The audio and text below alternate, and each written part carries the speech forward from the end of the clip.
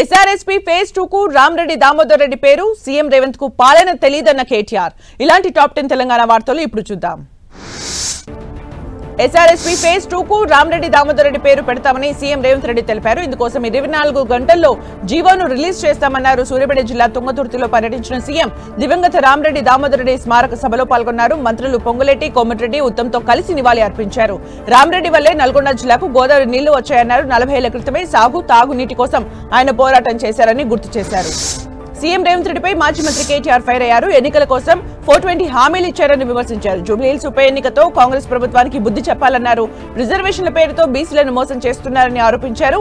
GO number 9 చెల్లదని తెలుసు కూడా బీసీలను సీఎం రేవంత్ రెడ్డి మోసం చేశారని విమర్శించారు.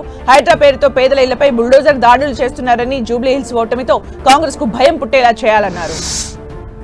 డీసీసీ అధ్యక్షుల భర్తీకి కాంగ్రెస్ కసరత్తు చేస్తోంది. అధ్యక్ష పదవికి దరఖాస్తు చేసుకునేందుకు అప్లికేషన్లను సైతం ఏఐసీసీ సిద్ధం చేసింది. ఆన్లైన్, ఆఫ్లైన్ లో దరఖాస్తులు స్వీకరిస్తామని పరిశీలకులు తెలిపారు. వారం రోజుల పాటు ఆయా జిల్లాల్లో పర్యటిస్తామని తెలిపారు. జిల్లాల్లో పర్యటించి ప్రజల అభిప్రాయాన్ని సేకరించనున్నారు పరిశీలకులు. సంగారెడ్డి జిల్లాలో సంఘటన్ సుజన్ అభియాన్ కార్యక్రమంలో పాల్గొన్న ఏఐసీసీ పరిశీలకురాలు జరిత, మంత్రి Damodar Rajanarasimha, TPCC working president Jaggareddy పాల్గొన్నారు. దరఖాస్తులు రిలీజ్ చేసి ప్రక్రియను ప్రారంభించారు. ఏఐసీసీ అబ్జర్వర్ జరిత ఈ నెల 20 వరకు జిల్లాలోని అన్ని నియోజకవర్గాల్లో పర్యటించి ఏఐసీసీకి నివేదిక అందజేస్తామని తెలిపారు. కాళేశ్వరం ప్రాజెక్టు బ్యాక్ వాటర్ కారణంగా పంట నష్టపోతున్న రైతుల సమస్యలపై మంత్రి వివేక్ స్పందించారు. చెన్నూరు ఎమ్మెల్యే క్యాంప్ కార్యాలయంలో రైతులతో ప్రత్యేక సమావేశం నిర్వహించి వారి బాధలు విన్నారు. ప్రతి రైతుకు సముచిత పరిహారం అందేలా చర్యలు తీసుకుంటామని మంత్రి స్పష్టం చేశారు. వేములవాడ ఆలయంలో దర్శనాలు బంద్ అంటూ వస్తున్న వార్తలపై ఆది శ్రీనివాస్ స్పందించారు.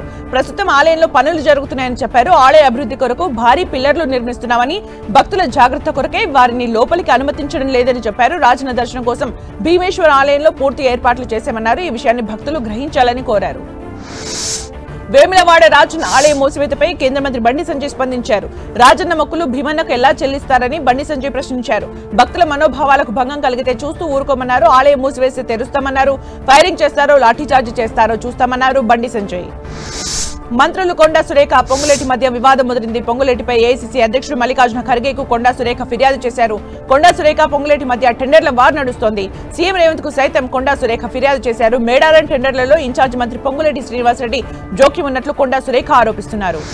బీసీలకు 42% రిజర్వేషన్లపై కుట్రలు పన్నుతున్నారని ఆరోపిస్తూ ఓయూ ఆర్ట్స్ కాలేజ్ ఆవరణలో నిరసన కార్యక్రమాన్ని చేపట్టారు. ఉస్మానియా ఐక్య బీసీ విద్యార్థి సంఘాల నాయకుల ఆధ్వర్యంలో ఆందోళన చేపట్టారు. రిజర్వేషన్లను తమకు దక్కకుండా చేయాలని కుట్రలు చేస్తే దేశవ్యాప్త పోరాటానికి సిద్ధమవుతామని TAC state president NM Srikanth Yadav హెచ్చరించారు.